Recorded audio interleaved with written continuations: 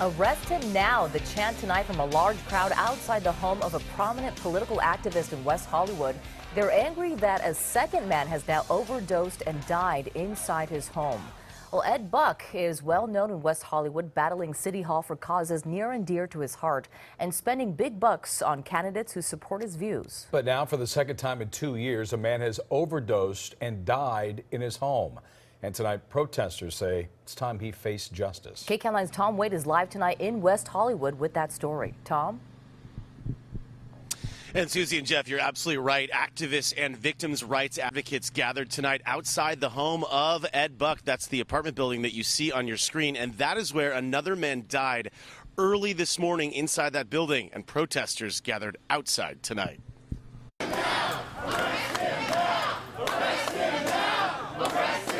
Community activists unleashing their fury outside Ed Buck's West Hollywood apartment building.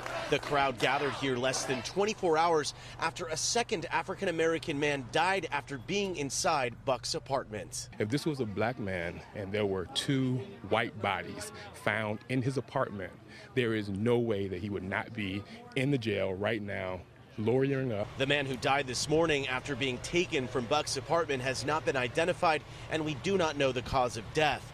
Buck, a well-known political activist, came under fire less than 2 years ago in the summer of 2017 after Jamel Moore died of a drug overdose that happened in Buck's apartment. Buck was investigated but not charged. 2 black men have been found dead in his house. Is it going to take a third one? At one point, the crowd turned on Buck's neighbors, accusing them of not doing enough to stop the deaths. I'm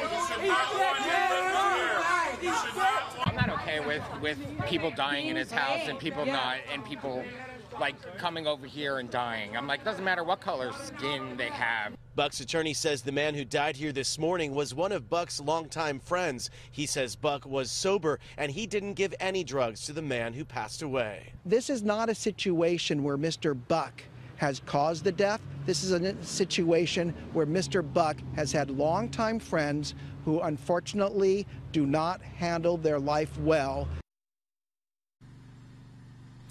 So Buck has not been arrested, and it's not clear if he will be. Right now, we are told the Sheriff's Department and the DA are investigating the case. Reporting live in West Hollywood, I'm Tom Wade, KCAL 9 News.